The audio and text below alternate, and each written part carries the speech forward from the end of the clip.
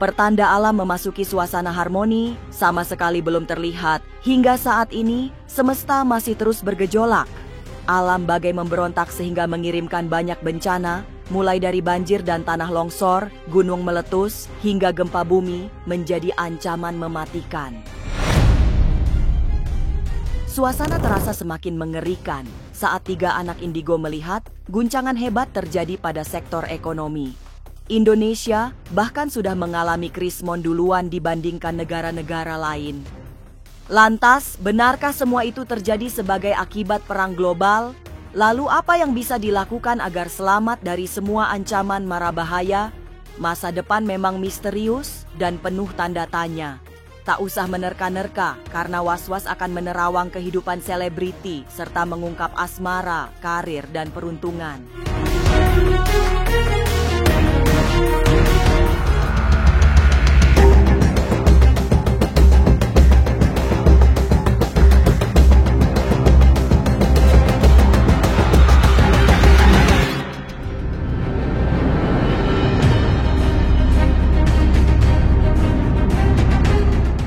Bencana masih mengancam.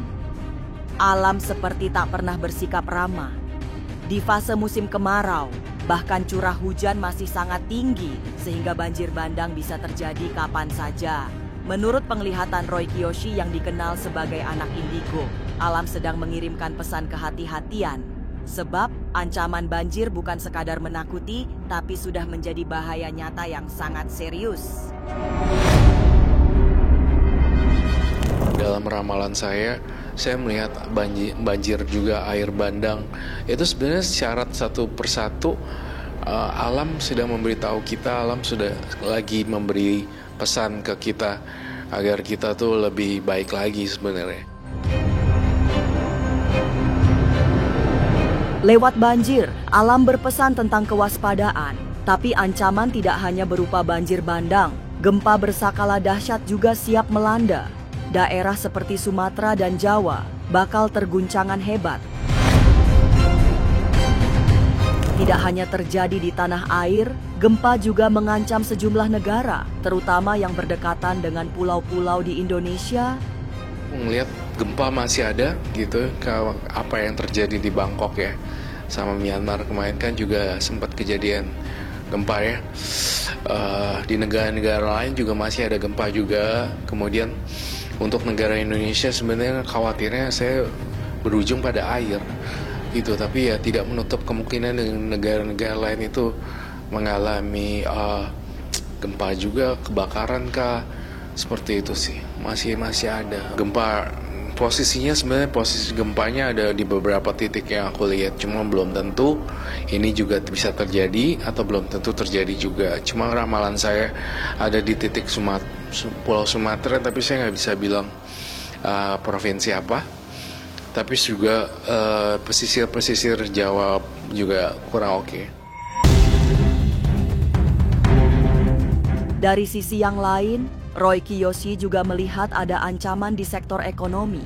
Jadi sudah pasti ada suasana menakutkan yang bakal menyebar di tengah masyarakat. Sebab kesulitan hidup kian bertambah tidak hanya berasal dari ancaman bencana alam, gelombang pemutusan hubungan kerja saat ini sudah mendekati angka tak wajar.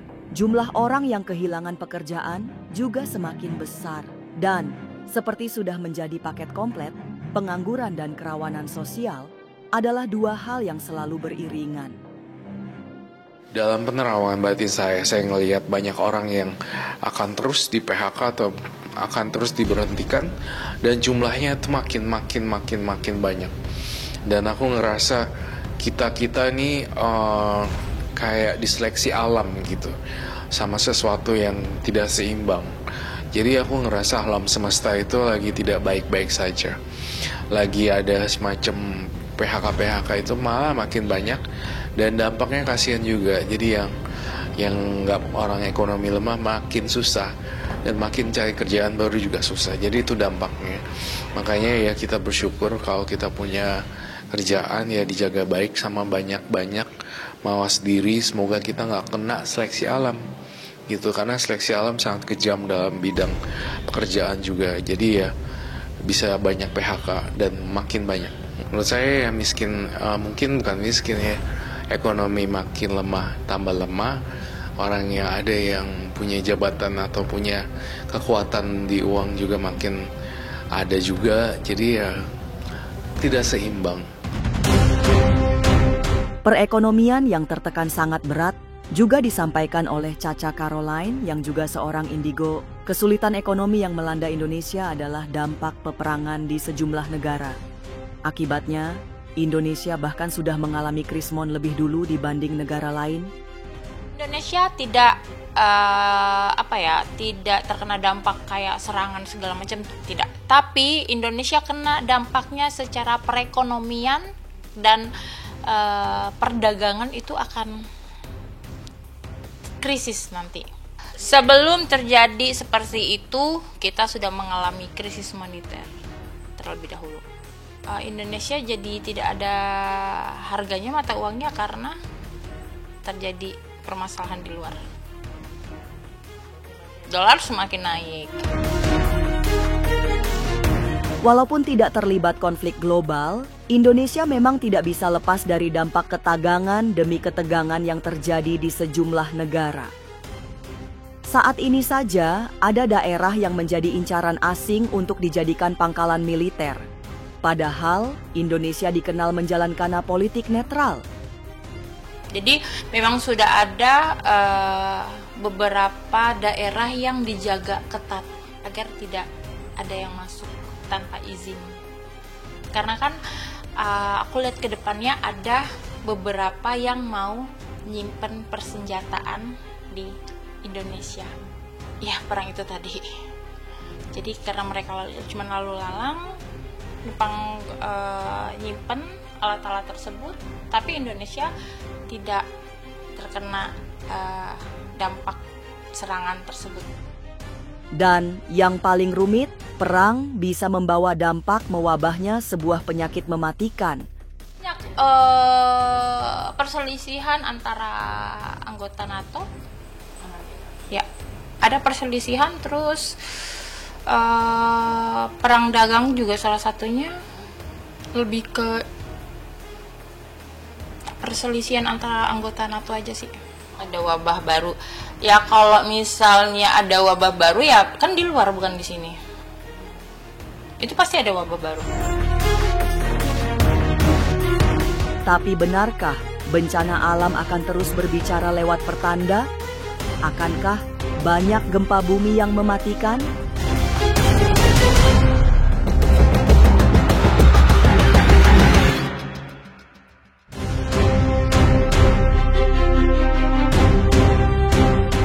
Satu lagi anak indigo yang meramalkan terjadinya bencana dahsyat. Menurut Mian, bencana dahsyat itu akan terjadi saat Gunung Pangrango di Jawa Barat meletus.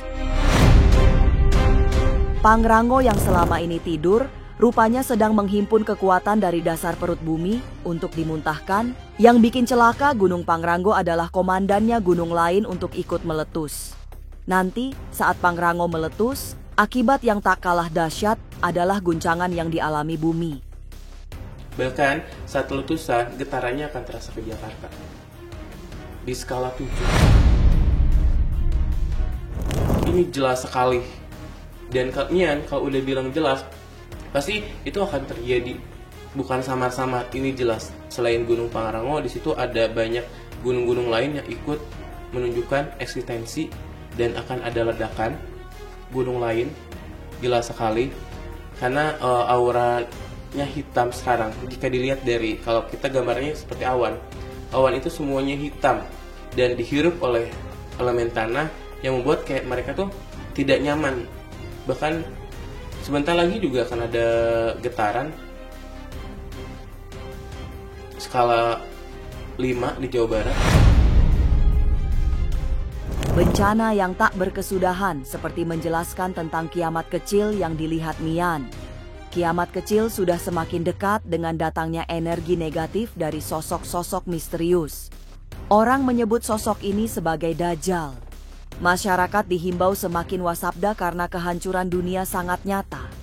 Terutama kepada masyarakat di pantai utara Jawa, dipesankan oleh Mian untuk berhati-hati. Bulan November Nah, di area pantai utara itu mungkin curah hujan akan semakin tinggi yang dimana kayak banjir terus menyapu. Jadi nanti itu pesisir tuh akan tergenang air. Jadi makin berkurang datarannya. Nah, di situ barulah akan ada sapu air dari pantai selatan itu. Nanti kedepannya bakal seperti itu. Makanya kalau jika dilihat kiamat kecil ini tuh sudah mulai berdatangan. Sosok negatif di kalian bilang dajjal, anak-anaknya sudah mulai keluar. Bencana demi bencana datang silih berganti. Mian melihat pertanda buruk yang muncul. Saat ini, semua pertanda datangnya bencana besar sangat jelas terlihat. Saking banyaknya bencana yang mengancam keselamatan, Mian menjadi teringat Ramalayan Jayabaya yang memberi sinyal tentang kehancuran. Saat ini pun tanda kehancuran sudah semakin nyata, termasuk dari potensi terjadinya gempa besar yang disebut gempa megatrust. Ada megatrust. Sekarang dia sudah berkeliling. Kalau Mian tuh bilangnya itu cacing tanah, di mana ada sebuah lingkaran cacing tanah tersebut memutar, bergerak dari selatan, utara, timur, terus memutar. Jika dia sudah berkumpul, udah bangun si cacing tanah bergerak semua, getarannya sudah meningkat, itu maka yang ditakutkan adalah akan ada kayak dibelah gitu. Makanya ini Mian sampai kepikiran kayak apakah ini dulu ramalan Jayabaya yang Jawa Barat itu akan terbelah. Nah, semoga itu nggak terjadi, tapi Mian lihat gambarannya akan adanya belahan elemen tanah yang dimana menjadi sebuah lautan karena getaran dan karena itu tsunami tadi. Lantas apa yang harus dilakukan? Adakah solusi selamat di tengah gempuran kesulitan hidup? Sesaat lagi Was-Was akan mengungkapnya. Tetap like, subscribe, dan juga share, karena Anda patut was-was sebelum menyaksikan Was-Was.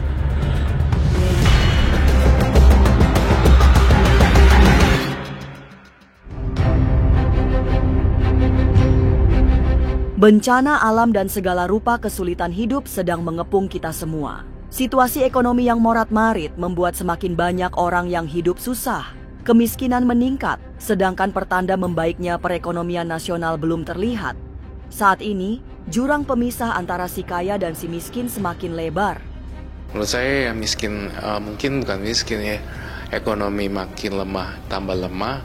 Orang yang ada yang punya jabatan atau punya kekuatan di uang juga makin ada juga, jadi ya tidak seimbang. Di akhir bulan Juni, suasana alam belum menunjukkan harmoni. Masih banyak ketimpangan serta berbagai kenyataan pahit yang terus terjadi. Bencana alam hingga kebangkrutan ekonomi menjadi ancaman sangat serius. Tapi semogalah semua ikhtiar untuk selamat menjauhkan dari semua mara bahaya. Pemirsa, saksikan terus Was-Was yang akan meneropong kehidupan para selebriti, tentunya hanya di channel YouTube ini. Tetap like, subscribe, dan juga share, karena Anda patut Was-Was sebelum menyaksikan Was-Was.